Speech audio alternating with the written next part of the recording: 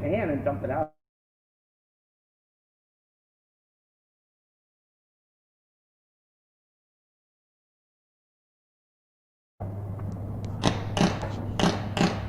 Kill you. What? Good morning, everybody. You have these two words. Wake up I have like 15 in words. Provincetown. This week featuring Wake Up, Wake Up. Can I have some coffee? Wake up, wake up. Make it strong, please. Hey! Oh! Hey! Wake up! No, really, can I have some coffee? Wake up, wake up.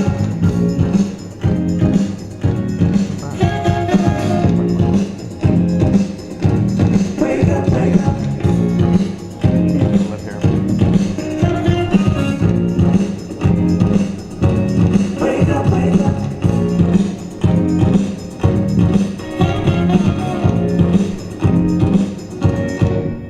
Oh, does it always end like that? We usually don't make it all the way to the end. Good morning, everybody. morning. It's Friday, January 22nd, Yeah. 2021. Yeah, welcome to Wake Up in Provincetown. This is our first episode Ever. with Joe Biden as president. That's right, the first episode of the Biden presidency. Yeah, which is exciting. Yeah, what'd you do on Wednesday? I actually came into the brewery. They did, I don't want to say a viewing party, because they just had it up on their screen, and there were probably like 4 or 5 tables in here watching. It was very cute. I was a little upset, though, because they also had RuPaul's Drag Race on the screen last Friday, and the 4 people that were here watching that were way louder than the 15 people watching the inauguration. And I'm just worried where people's priorities lie, you know? Aren't you one of the people that was loud at RuPaul? No, I was intensely listening. Well, But it was really cute here. We treated it like it was a Super Bowl party. We made Delaware crab dip, sloppy sleepy joes, and that was the extent of the jokes. Of your punny foods. Yeah. Good. But it came out great. The crab dip was really good. Yeah, Delaware's having a good week. Are you excited?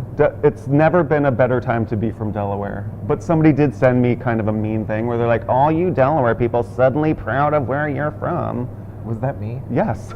No, it wasn't. Was it? I sent you the other thing where they were like, that girl was dancing and she's like, Delaware. Yeah, that. Yeah, we're all dancing like that in our We're living room. celebrating Delaware, not shaming Delaware. Slower, lower, Southern Delaware in the house. Everybody from Kent County, put a coffee cup in the comments. I don't know if anybody from Kent County, Delaware is watching right now. Is that the one of the 3 counties in Delaware? Yes, I am from Kent County, which is the Wait, center are of there the really state. only 3? Yes, it is the fewest counties of any state in the country. I was joking. There are 3 counties, Newcastle, Kent, and Sussex. And I'm from Kent County, Delaware, in the small town called Felton. But if you're from there, you don't pronounce the hard T, it's Felton. Oh, I thought that was a Connecticut thing. What, the soft To T's? drop T's. No, that's an Eastern Seaboard thing, I think. I didn't know Connecticut people had an accent, like, or I guess Eastern Seaboard people, until I was in a musical of Seussical, and I was Horton, and everyone was like, there's a T in that word, and I was like, I'm saying it. Yeah, Horton. Horton. And they're like, you're not. I'm like, Horton? Nobody Horton. says That it sounds like so that. weird. They were wrong. Those people were wrong. What did you do Tuesday night? Tuesday was really cute. I did something with you, Bob. I know. We rented out the Water's Edge Cinema. It was really cute and a really fun thing to do right now. You can rent out one of the cinemas. I think it's $150 for 10 people, and they give you I think it's the biggest cinema the biggest Yeah. theater they have. It was our like immediate pod, but there was plenty of room to spread out. We all wore our masks while watching. Do you want to tell them what movie we watched? Of course, Sister Act 1. The original Sister Act, which I don't think I've seen since 1992. I've watched it twice during this pandemic. Really? Yeah. Including a friend of mine had never Tuesday? seen it, and I was like, stop everything. Did they love it? Of course, yeah. And it was my friend Joel, who's performed on the show, who's also a singer, and had never seen Sister Well, the Act. movie is older than he is. Oh yeah, much older. By like 6 or 7 years. Right, but now he's never seen Sister Act 2, which I think he'll enjoy more. The general consensus of all the people that were at the viewing was that Sister Act 2 is really where they came into their own. See, I had a fight with Mike Flanagan that night. No, I get that. I get it. The original is amazing, and but the second one has better music, maybe. Well, Lauryn Hill's in it. Yeah. Yeah. And the singers actually sing themselves. That's a read to the little redheaded nun. Yeah, I don't get it. Kathy Najimy sang herself. Whoopi Goldberg sang herself. Harvey Keitel sang himself. Yeah, right. No, this is something that I realized while watching the first Sister Act. I was like, I have not seen this movie since before the first time I ever had sex in my life. Because I was watching Harvey Keitel put his clothes on and telling Whoopi Goldberg that he wasn't going to leave his wife, and I was like, they just got done having sex. This is the first time I've seen this movie where I realized that they just finished fucking. Where you like knew what? Yeah, I it was like, was. oh, that's why he doesn't have his clothes on. When I was 12, I was just like, Maybe they're he getting got- ready for work together. Maybe he got a stain on his shirt or something. He had to rinse it off in the sink. You think? Maybe. But it's a great thing to do if you're in town and you have a pod and you want to watch a movie on a big screen. Yeah. It's a way to support the movie theater and the Provincetown Film Festival Society. Provincetown Film Society? Yeah. The PAF? Yeah, the PIF. The PIF PAF. Sure. Piff Paff, I was taking a bath. But it was really great, and for $150 for 10 people, I think there's another tier where it's like $250 up to 17 people. And you can pre-order amounts of popcorn and candy. You and have stuff. to pre-order, I think. So like 24 hours, you send in an order of everything you want. It was really. We forgot to tell you guys how great of a show we have for you today.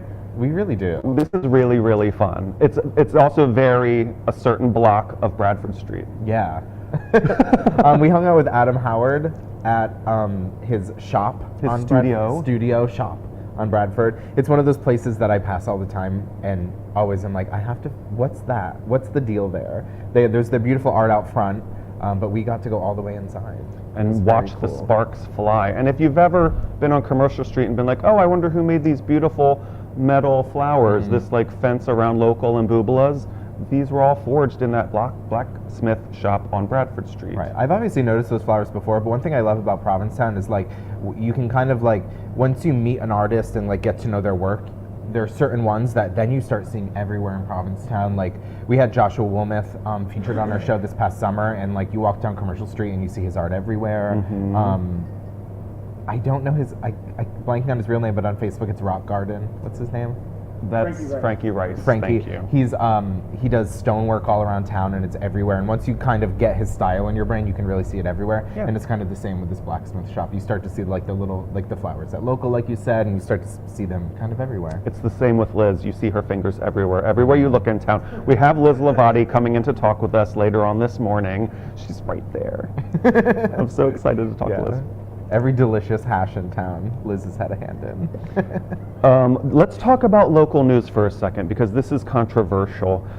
The governor just announced that the mandate is being lifted Monday night for the 9:30 closure of restaurants and the curfew, like the 10 to 5 you're supposed to be at home in your house. What's your opinion on that? It's complicated because obviously I want restaurants in town to succeed. I want people to be open later, and I think that people that like to go and support restaurants want to be able to stay a little later. Like I was here having a beer the other night after trivia, and he was like, oh, everything has to be up off the table at 9:30, which, you know, sucks for the business and it sucks for the guests. I understand that, like you were saying, like businesses should probably be closed, but then they have to make it so that the business isn't closed forever. Right. Like the state or the town or the federal government has to give us a grant or a loan so that we can come back at some point. Right. There's no easy solution to any of this. Right. But I do think that it's worth noting that Provincetown has one active COVID case. Oh, really? Last week it was 7, and now it's 1. That's incredible. So P-Town's doing a good job. I really was worried that it was the start of something not great in town. I did too. I thought 7 was going to balloon, and then we were all going to be locked in our houses for good. Right. But things are going in the right direction here, and I think that it is important for the governor to consider taking a more localized approach. Right. Like P-Town's doing so great, you guys get to stay open later. If there's a bunch of cases everywhere, maybe close at 9 still. you know? Yeah.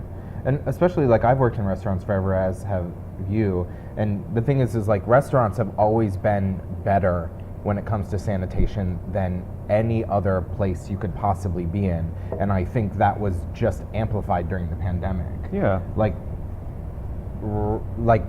restaurants are constantly sanitizing things. Every time a table goes up, we're literally sanitizing the chairs on the legs and everything we're doing. Like I've don't see any other business doing as much work to keep their guests and customers safe than restaurants. So I think having a little more time at the end of the night won't be a problem.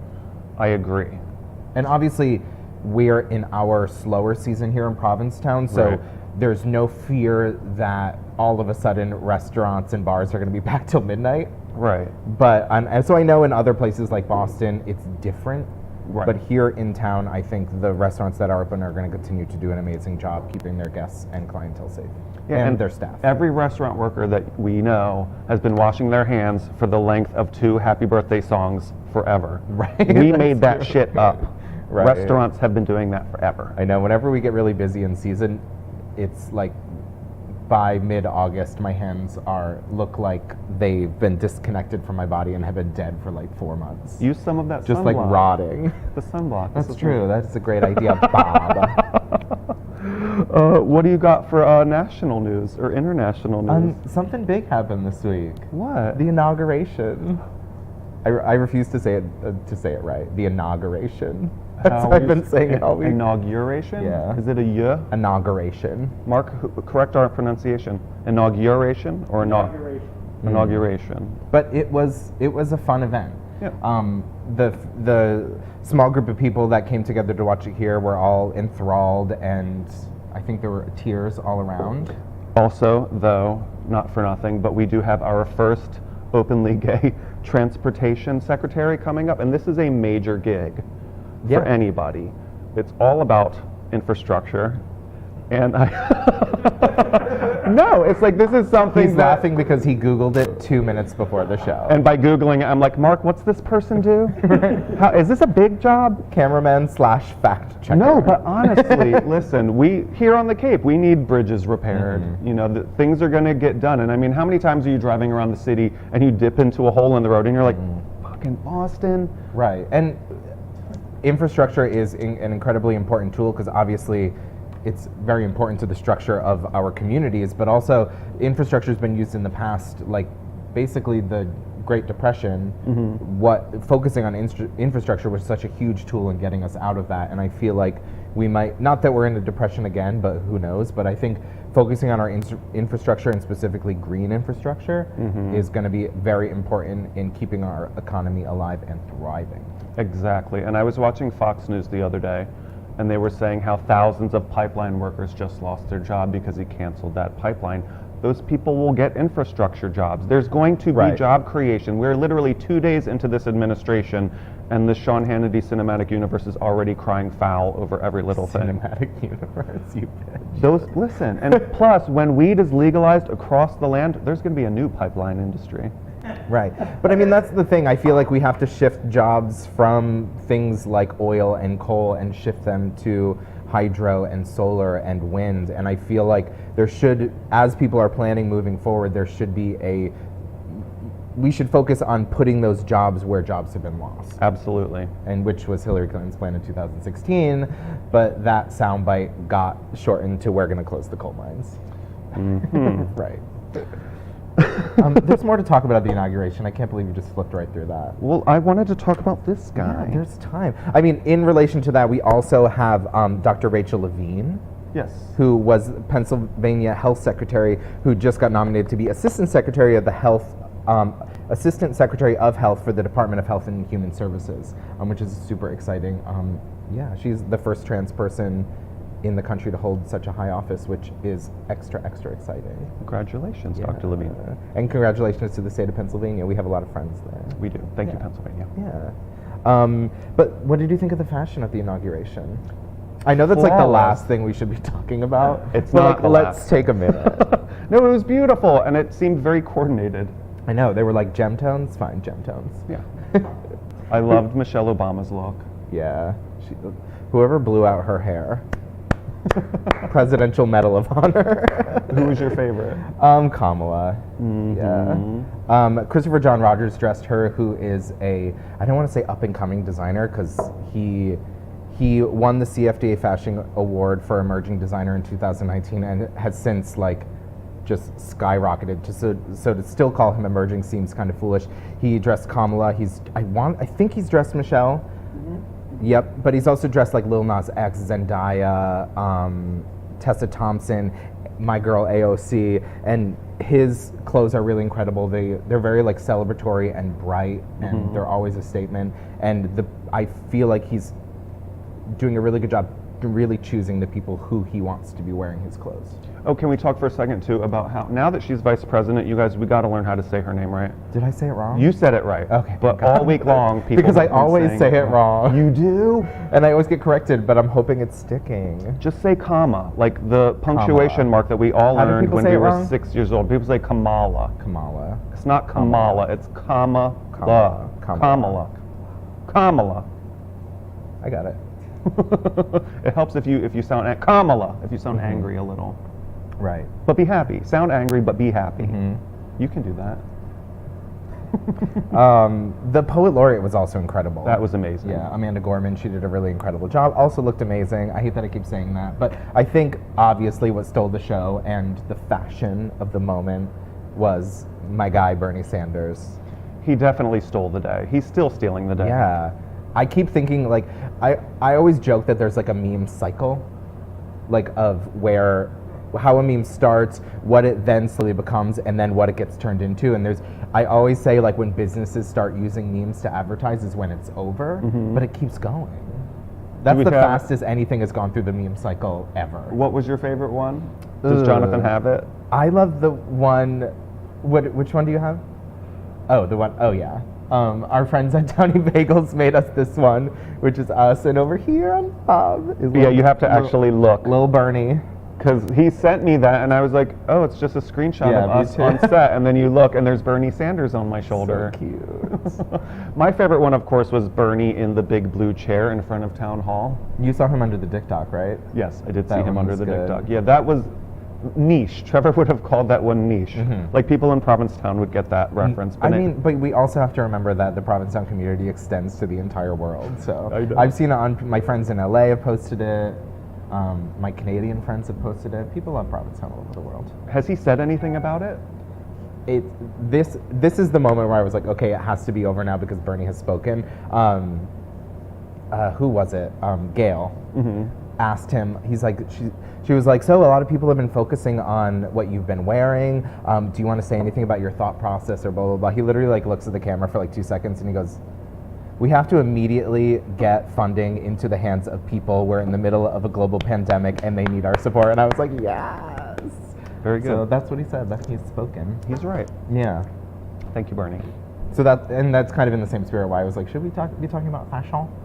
But We can talk about all things. That's Yeah. the thing. yeah, but I do feel, I think we all should take our moment and celebrate and kind of sleep easy, like a lot of people have been saying. But I think it's also like once that moment's over, it's time to get back to work. I think Absolutely. a lot of the people that the entire kind of like left side of the political spectrum have been talking about supporting and being there for through the Trump presidency are now watching those people that they thought were on their side be like, oh, I'm sleeping easy now. And they're like, oh, but my problems that we've been talking about for the past 4 years are still there. So I think take your moment, be really excited, take a big sigh of relief because I know that's important, but then let's get back to work. Let's put the pressure on our entire government, whether that be Democrat or Republican, to make changes that are going to affect people's lives positively. Yeah. What's the weather like this weekend? Ooh, it's cold. How cold? It's- How cold is it? It's just the first time we've had some weather reports where the lows have been in the 20s and the highs are barely higher than that. So it's like it's going to rest around 30 all weekend. Today's not going to be so bad with a high of 40, but tomorrow the high is 29. Ooh. And the low is 23. Sunday's high is 33, and it's going to be cloudy and very windy all weekend. So with those cold temperatures and the wind, make sure to dress like Bernie Sanders all weekend. Yeah, get out your knit mittens. Yeah. Your knittens. Get out your knittens, kittens. The mittens were so cute. I love the story behind them. A woman gave them to him years ago. And you know he got a gift from someone and was like, oh my god, thank you so much, put it somewhere in his house, and then like 6 months later he's like, it's cold, have you got any mittens? And has been wearing them every day since, and it's very cute. Very on brand for Bernie. Very, yeah, the scowl. You can read the scowl from behind the mask. I love that he came to work. Like, he had his middle envelope with stuff. He had to go to the post office right after the inauguration. Low tide today is at 12:30. If you're considering picking the warmer day to go clamming, Oh, that would that's be today. perfect. Sunny and 12:30. On Sunday, it's at 2:15, which is also perfect. You know, every other weekend, it's like perfectly in the middle of the day where you want it to be, kinda. And then the next weekend, you have to wake up at 7 a.m. to climb. Yeah, I don't do that. You only wake up that early for this? That's true. That's true. No, one time I was out there at 8 o'clock, and I was like, I can't do this again. It's so, like, if you haven't had, like, the morning to walk around your kitchen and stretch, and you're out there raking for an hour, you could throw your back out. Yeah. I know. Right. I know from backs thrown out. No, so I think I'm going to try to go on Sunday. I told Cute. Tommy that I would go with him later today, but Tommy, now that I'm here, I think I have to sleep after this. You're definitely going to need an extra layer on Sunday. You know what I decided after a couple of winters here? I was like, 29 is just like 35. The only real difference is when it's like single digit or 8 below. Then you're like, man, this is cold. But 29 is just like 40. I also think I also would rather it be 29 and still than 45 and windy. Agreed. But Concur. it's going to be 29 and windy on Sunday. Right. So I would just suck it up and go today. No, we're staunch, right, Mark? Did you use your clams from 2 weekends ago, or are those still in the fridge? Oh no, I made some amazing chowder and stuffies. It came out good. Bob does make really good chowder. I do. Just enough cream to call it New England so he doesn't get run out of town. Exactly. Right. No flour, no bacon. I would put bacon in it if that was something that Peter Right. tolerated in his food. He doesn't know that I sometimes sneak it in anyway. Wow. And he's like, this tastes better than the way that He's it gonna normally use this tastes. as evidence in the divorce proceedings. He's like, what did you do differently? I'm like, nothing. It's the same that it always is. Jeez. Are we going to do this now? When are we doing No, that? later. Okay. Who's your favorite performance at the inauguration? We can talk about any of the performances, and those are always those are the most exciting things, besides getting a new president. I thought Lady Gaga's national anthem was pretty good, but I also think that we should just get the tape of Whitney doing it and press play. Yeah. Like, it's never going to be better than what Whitney Houston did. That What's is the line you definitive use? version. Why gild the lily? Why gild the lily? Or why try to outdo something we've seen the pinnacle of it already. Yeah. The national anthem peaked when Whitney did it in 1991. Oh yeah. I mean, for me. But I did like when Lady Gaga turned and was like, and our flag was still, like she turned and looked at The it. theater. It was I very loved- theatrical. Yeah. I loved her look. I love a big bird. I love that she like gathered up the entire red carpet and took it with her to leave. Yeah. It's very cute. Yeah, it was like, get this out of here, take it with you. What do you think of J-Lo's performance? I thought she looked so beautiful. The shade. Yikes, guys. No, I thought it was cool. I think that might Cool. I think it might have been. I think that might have been the first Latin person to perform at. No, that was inauguration. great. Yeah. She got a little Spanish in there, which I love. She has a pretty voice. Yeah. You know? But I know Jonathan's favorite of the whole day, and also it was very beautiful. Bon and very Jovi? epic. Yes. Garth Brooks. He just loves Garth. You do? No, his favorite one was the Katy Perry performance, which I think closed out the evening at they were on the steps of the Lincoln Memorial. The Lincoln one. And Katy Perry was performing in this beautiful white dress with fireworks behind her. It was really beautiful. I do think it was a missed opportunity to get Jennifer Lopez and Garth Brooks to do a duet of I've Got Friends in J-Lo places. But I really thought the inauguration was over. Then I'm watching Jonathan's Instagram story, and he posts a still or like a short clip of it, and I was like, who is that? I literally Googled 4 names inauguration before I got to Katy Perry. I was like, Christina Aguilera inauguration? Is that Really? And then nothing came up. I was like, not her. I couldn't figure out who it was. She's platinum blonde hair and it's slicked back and red lip. I feel like that just read Christina to me. She always looks different. Yeah. No, it was great. It was fun. Yeah. Super cute. And Firework is definitely her #1 song. Best one ever. Yeah. Yeah. What's better? No, that probably is it. Yeah, it's got to be. Yeah. Legend. Do you want to do this now? Okay. We're going to do our weekly birthday call. I think last week we were 3 for 9 when Genevieve called us back. And so we're going to call my dear old friend, Mike Souza, whose birthday it is. So Mike Souza and I worked at the Crown and Anchor together in 2005 when I first started working there.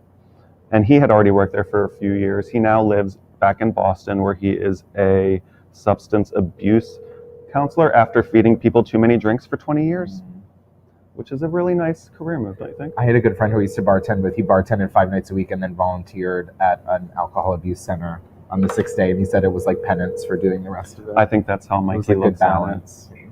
Hey, this is Mike. Oh. Thank you. Was that him texting you? No, that was Rusty. Happy birthday, Mike Souza. We're calling you live from our show. Yeah. Happy birthday. And we just want to wish you a very, very happy birthday. See you soon. Cute. Yeah. That's a bummer. He also worked at Anchovies for a long time. I love anchovies. He was doing both for a while, working at Anchovies and doing the substance abuse thing. Cool. And then he would like see clients come in, and There's he's like, "What are you doing here?" Definitely substance abuse happening at anchovies. Me. Substance abuse is hilarious. They have a really good champagne for a very affordable price, so I'd love to go there and order a bottle of champagne. Well, I can't remember what it is, but it's really good. Whichever, like a lower end Cristal, whoever makes Cristal, like a lower end version, but it's like very well priced at anchovies. I think we should show everybody the sparks flying now. Yeah, let's do it. So you guys, we went inside with Adam Howard to the blacksmith studio that he's running. He's doing art in there right now and carrying the torch for the Casurgis family that has been doing original blacksmithing for over 80 years. Blacksmithing. So, blacksmithing, that's a verb. Yeah, I'll figure out while you're watching this if that's a verb or not. Take it away, Adam.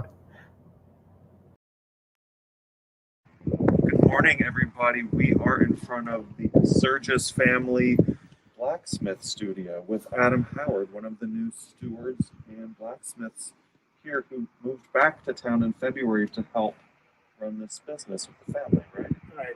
This shop, which is one of the original ice houses, the cod fishing industry all the way down to the West End, was turned into a metalworking studio back in the 1940s by Clarence Casurgis, who anybody who's been in town their whole life knows Clarence. That used to be his house right there.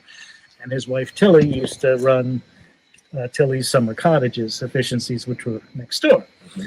And then Michael learned the trade. He started coming into the shop when he was about 4. And then his son Peter and his grandson Aaron, and now his great-grandson, who I'm giving some instruction to. So there's 5 generations in the Casurgis family in here, and it's being run as a private welding studio as opposed to a commercial business. It's been a few health challenges, so I assisted Mike this past spring, summer when he came back from Florida.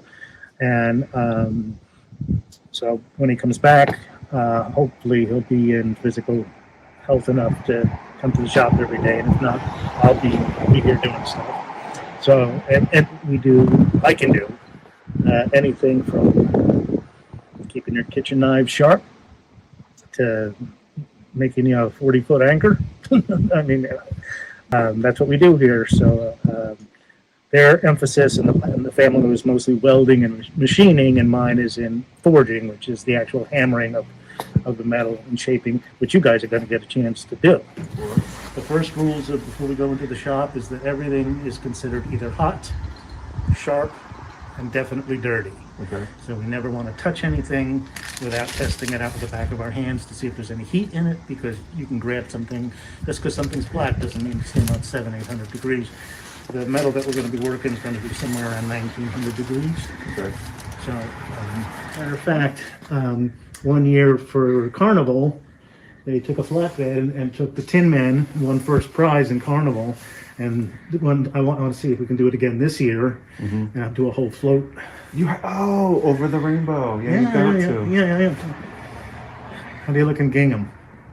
Good. So, he's also famous for his plasma cut fish, and they're all over town as well. And as a blacksmith studio, right now it's open by appointment? During the winter hours, if you call my personal cell, which I'll give you, which is 508-237-8753, I can arrange to meet anybody, anytime. I live spitting distance from the shop. Actually, I live in Harbor Hill, right beneath some mutual friends of ours.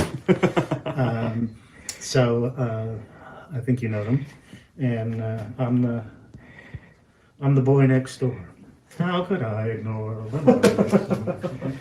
Every one of these drawers is just chock full of stuff, and some of his father's work is, his father's boots are hanging up there, and his father's punching bag. He was a competitive fighter, and so it's the place is an absolute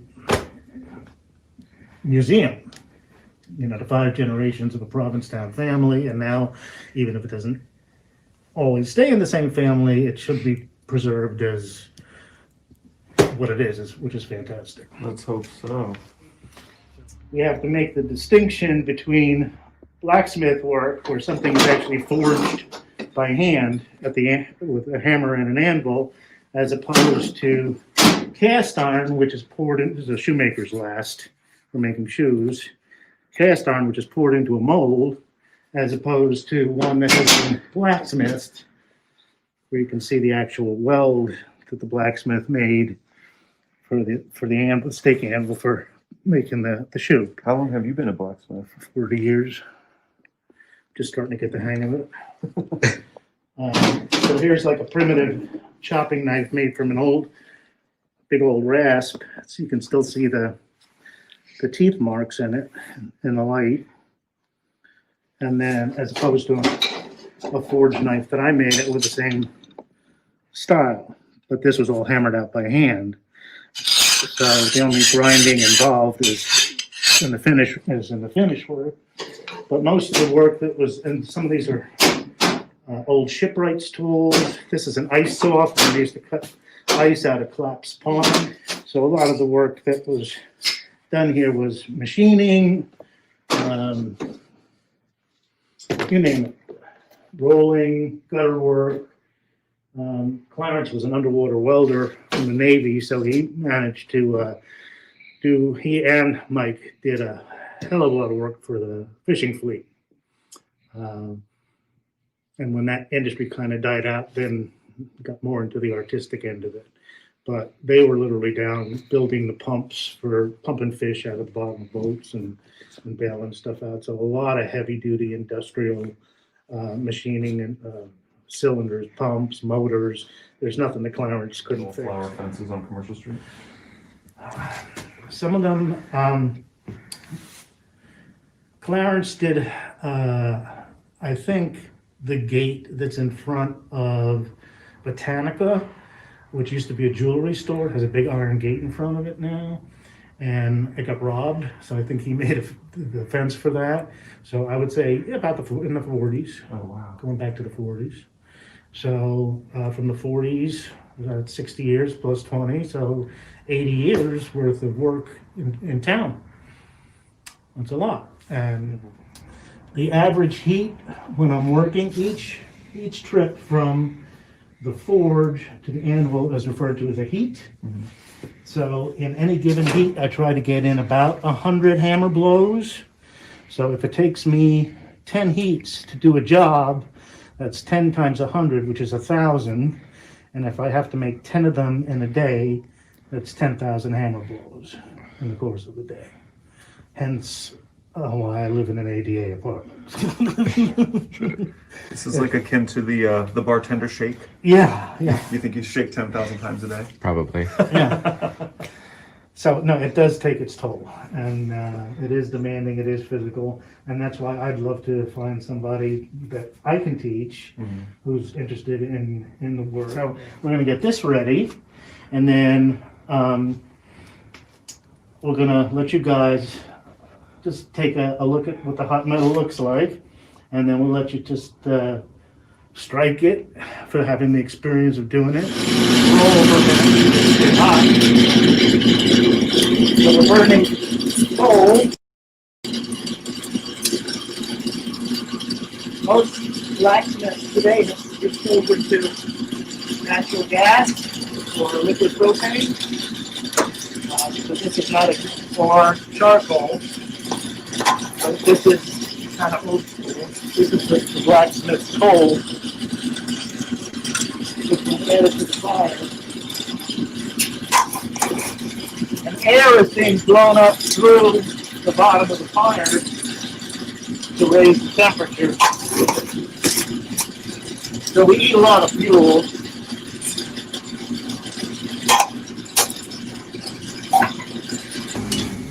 So right there you're looking at about 1700 degrees, and that's about a 1-inch square bar. Okay. For beginners, a big target is much better than a small target. Thank you for that. Okay. So, but I'm going to get that hotter. That's not really hot. So, 1700's not hot. and I apologize for this particular blower. It's old and loud and nasty. This we use just as a burn barrel for stuff. So this is what we call a blood orange. It has a decent foraging temperature. I'm going to start back here. And with overlapping hammer blows, just really knock that edge off. So all I'm going to have you guys do is start at the back of the heat and run to the end and knock the edge off. And you can see where I've chamfered it. That side there, okay, right there. You start at the back, and you want to work towards that way, like a sewing machine.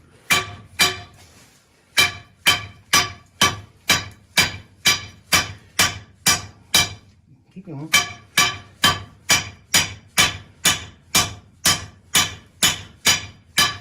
Okay, that's good. Get it hot, hit it hard.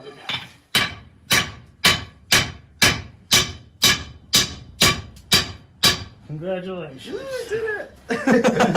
So, as I said before, first rules of the shop, we always assume that everything is hot, because once this goes dark, I don't know if this was the hot end or that was the hot end. And if somebody comes along and kicks it around and you go to grab that by accident, you're going to be really sorry.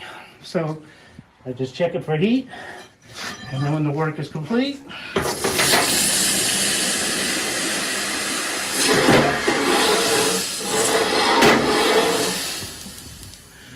so anybody that is interested in having something either repaired if possible, or sharpened, or made custom for the home or garden, we either have it in inventory, or I'm happy to make it for them as a private individual.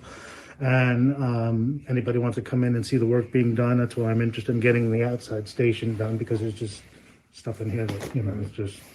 So the best thing to do is to call, because I can be here in 2 minutes if I need to. So give them your number one more time. It's 508-237-8753. Adam Howard, artist blacksmith, located at 3 Bradford Street in Provincetown. Thank you so much for giving yeah. us the tour of the studio. This is incredible. I've always wondered what it looked like inside here. Well, it didn't always look like that. That was so much fun. Wasn't it? Yeah. Do you think we looked really butch swinging that hammer with 2 hands? As I was editing yesterday, Bob texted me. I was like, can you give it a look over? See, he's like, as long as we looked really butch while we were hammering, and I was like, spoiler alert, we don't. Also, Adam's like, I want to keep this going. Hopefully one day I can find an apprentice. And I'm like, I can't even hold this with one hand, so it's not going to be me. Right. He kept being like, what about Harrison? I'm saying they were like my pink jacket, my tiny pink backpack. I'm like, maybe not. Maybe not. But thank you. Adam is available by appointment to show you around his studio if you are interested in purchasing some art or even some fencing. Yeah, he showed us a picture of something he's working on for a couple friends of ours, and it was stunningly beautiful. He can do so much, and I think if you're doing some home improvement and want some really incredible art beyond like paintings and stuff, I think this is a really great way to do it. How about that Tiger King? Oh my God, there was one more story I forgot to talk about earlier. We were talking about all like the kind of the blue side of everything. Trump did do a lot of pardons last week. Lil Wayne. Yeah. But one person that was expecting a pardon who didn't get one was the Tiger King. He had prepared a stretch limo waiting for him outside the prison in anticipation of his pardon, but unfortunately he didn't get one. The rumor is that he got the limo because he didn't want people seeing his hair as he left, because it's not up in tip-top shape like it was before on his show. He did tweet since then saying that he was too innocent and too gay to be pardoned by Trump. You get to have Twitter when you're in jail? That was my literal thought as well. I don't know. Maybe somebody's running it from the outside. Yeah, maybe he has meetings with people, his social media manager, to then tweet for him. But screw that guy. Yeah, unfortunately, he shan't be pardoned. Ladies and gentlemen, this morning we have for you, beloved pillar of the community, Liz Lavati, who has been gracious enough to come and say hi. If you don't know, I'm sure you all do, Liz runs Liz's Cafe on Bradford Street, close to Adam's studio, and totally crushed it this year. Congratulations on a successful year. Thank you. I know how hard, we all know how hard that it was for everybody. And I think personally that the story of 2020 was one of ingenuity and survival and fortitude, not necessarily one of enormous success for most people. And you found a way to make it work for yourself and your staff. I did, with a lot of help. It wasn't just me. Yeah. So how are things going over there? Things are great.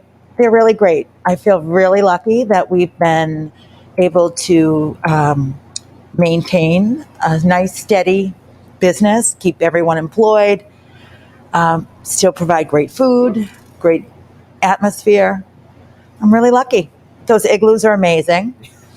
That's been in an igloo. You haven't? I tried and it was sold out for the whole weekend. I called Chuck and he was like, "Sorry, not until Monday." And I was like, "Damn, y'all sold out." No, I mean, it's crazy. We could have 6 more of them and they would be sold out. That's awesome. People are really enjoying the experience. It's not, I mean, it's just a little, you know. There are some. They're different. Yeah, there's some fun novelty to be had in certain things that are happening during the pandemic, like eating in an igloo at Liz's, also like having a ham and cheese at a table at a house. And I think there's little things that people like. They want to do those experiences so that they can look back and be like, remember that time we had an igloo in the Liz's parking lot. Right. I hope that we're going to have them, you know, forever. Totally. Yeah. That's my hope. That'd be really cool. So I do feel really lucky and I appreciate all the support. You know, I'm really blessed. We have so many locals. You know, our locals are really what's carrying us through. And there's so many more of us here now. Right. It's kind of like, be careful what you wish for. And there's not, I mean, if depending on where you draw the line of the West End, you're the only West End restaurant that's still open right now. Maybe Sal's, I guess, is not the West End. It's a West End restaurant that might not be open in the West End right now. Right. Right. You know, like it's a place that's open and available to the town in a part of town where nothing else is really going on food-wise. Well, it's funny that you should say that because someone just said to me like last weekend, "Oh God, this is our neighborhood restaurant." I never kind of looked at it like a neighborhood restaurant, but there is a lot of people that consider it their neighborhood place. So I'm really grateful and thankful, and I feel very blessed. Can you tell us a little bit about how you came to live? God, this is a crazy story. I don't know how much time we have. I'll try to be as quick as I can. So I grew up in a very small town, like north of Boston, where everybody was Catholic, everybody was Italian. You know, we all went to the same church. We all went to the same school. We played outside in the same, you know, for 10 years. You know, I lived there for everybody kind of evolved as most people do when they grow up. And I started to work at Star Market, which was like a local grocery store. And I had that job through high school and college. And they were opening new stores, you know, and it was the late 80s, early 90s. And it was going to be called Nature's Harvest. That was their store. That was their some kind of, clicky, kind of catchy, healthy brand of things. And they opened a new store, and I went to work at that new store because they needed to take people that knew how to work in a store, but take them to the new store to train up those people. And I met this fabulous person who was so adorable, so handsome, so worldly, you know, everything you'd want in a man. Smart, funny, athletic, artistic, a great dresser. You know, what did I know about being gay? I didn't think he was gay, and here I am, a nice Italian Catholic girl, not looking to get laid. So this was like my perfect little muse. It was someone that totally wanted to be taken care of, and I could kind of, you know, nurture that part of me that likes to take care of people. And Alan was the perfect person that needed taken care of. And, you know, I didn't really understand the term fag hag at the time. I didn't, and I didn't even know that he was gay until it was a couple years, probably 2 years, when he finally disclosed the fact that, this relationship would remain unrequited. So, Tale as old as time. yes, the tale is old as time. And, but Alan was amazing. Like it opened my world up to so much more than what it was. I never went to like Inman Square. I never went to, the Middle East restaurant. I didn't even know what fucking hummus was, tabbouleh. What did I know? Like we ate macaroni. So Alan had his one true love at the time was an artist. He was he's actually kind of famous now, and David had dumped him. Alan was devastated. He came to Provincetown in the summer of 1992 to kind of lick his wounds, so to speak. He did, and he met a friend that was dating a woman that was breaking up with her girlfriend, and they owned Cafe Heaven. Alan gets this wild hair that comes back after the summer. At this time, he still works at Star Market. I work at John Hancock Mutual Funds. It's 1992. No one has a cell phone. No one has computers. It's a totally different kind of era. Alan gets this wild hair that oh my God, I think I want to buy a restaurant. And I don't know, it just kind of happened. I helped him with the, business plans, the banking shit, all that stuff they have to do. We went to 3 banks. Everyone pretty much laughed at us. And, because restaurants are a dime a dozen, it was a fortune. When I think about what we paid for Cafe Heaven in 1993 was when we closed. And then Alan quits his job at Star Market. He had a great job at Star. For the 90s, it was a great job. He was a young kid. He was the bakery coordinator. He made everything pretty in every bakery. And he quit his job, and because the last bank we went to, which is now, I don't even think there is this bank anymore, Cape Cod Bank and Trust. I don't even know if that exists anymore. Said that he was 99.9% sure that he was going to give us the loan. So Alan quits his job. It's now months have gone by trying to secure this whole nonsense. It's April, and it's Patriots Day, and Alan quits his job that weekend because they're going to vote on the loan. Long story short, it is kind of a crazy story. We didn't get the loan. Alan works. He goes around store to store. He happened to be in the town in which I live. My mother is home. I don't know what he convinced my mother to do, but my mother secured the loan through our family home. Oh my God. And used our house as collateral to secure this $125,000 loan to buy Cafe Heaven. Now, Alan's here literally one weekend and can't do it alone. He's like, you have to come and help me. I can't do this. What the fuck do we know about running a restaurant? I know how to cook because I'm Italian and I grew up in my Nana's kitchen. But we don't know how to run a restaurant. And Alan certainly couldn't do it by himself. And I wasn't prepared to quit my job or anything because I had just started, and, I was only there for 2 years. And this is what I wanted to be a legal secretary. And I had arranged that I was going to take Fridays and Mondays off because I got 3 weeks vacation that'll get us through the summer. And at the time in the 90s, it really was May 15th to September 15th. Mm-hmm. Literally everything rolled up and you went home or went to wherever you were going, to spend your winter.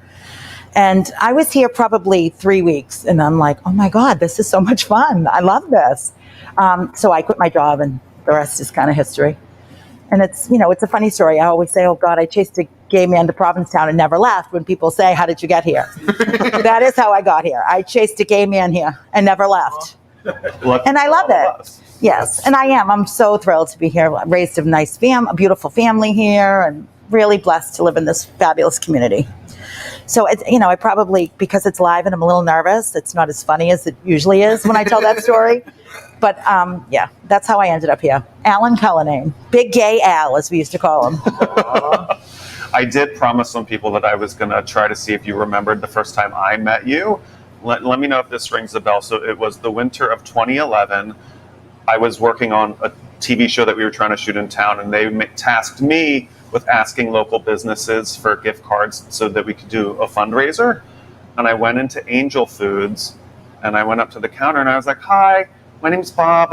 I'm making this show. Would you like to donate some gift cards so that we can raise some money?" And you said, "I've never seen you in this store before. Why would I give you anything?" Yeah, I can imagine myself saying something like that. You're like, "You've never set foot in here before, not once." And I was like, "Well, I live like in the furthest west end." And you said, "I hate that excuse because the entire town is only 2 miles wide. That is not a good excuse for not coming down to this end of town." And I was like, "Well, I also work in restaurants 7 days a week, so I get fed at work." And you said, "That I accept. How much do you want?"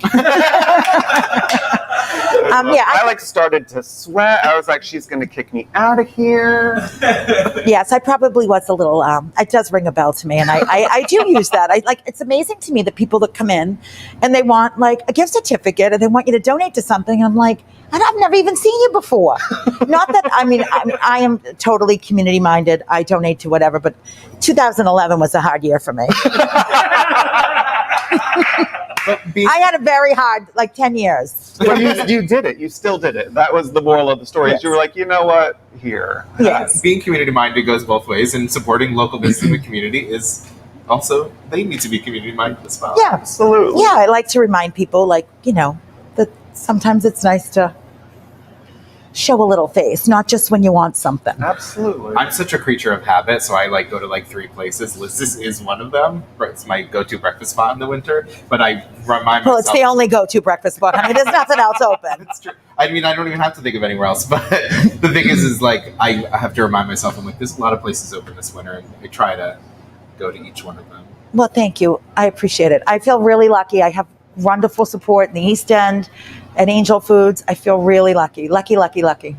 Now you're working kind of around the clock. Are you going to get a little bit of time off for yourself? Well, it's funny. I'm just, that's not how I roll. I was excited that on Tuesday I had to take a friend to court. Honest to God, it's crazy. I've never been in trouble in my life. I have been in that courthouse more times than I can imagine. So I made a whole day of it. It was really exciting to get my nails done. I did want to get my hair colored, but I couldn't go as far as Boston because there wasn't so much time. But I enjoy having kind of hours of time off rather than, I'm not a vacationer. I don't like to fly. I don't like to travel. I live on Cape Cod. I don't like the beach. I don't like sand. I don't like rocks. I don't like any of that. I only want to be somewhere tropical if I'm going to be in the beach, in a beach setting. So, plus I have 2 kids. Where am I going to go? I'm excited to have hours of time off in a row consecutively. Well, thank you for spending 2 of them with us this Well, morning. thank you so much for having me. Of course. And Shop at Angel Foods. Shop at Angel Foods. That was our tagline, shop at Angel Foods and go to heaven. Now you can go to Liz's. That's Alan. How cute was he? God rest his soul. Absolutely. Truly. I have him to thank for all of this. In one way or another. I think it's thanks. Thank you for having me. Of course. Thank you for keeping it going. And thank you all who are watching at home for waking up in Provincetown wherever you are. We have to thank our sponsors. Be Well Cannabis. And the Adam Howard Studio. Thank you guys so much. And we will see you next Friday. Yeah, we'll see you. Thanks, guys. What about sponsorship? Oh, I love this. Do they see you dancing? Do they see you dancing?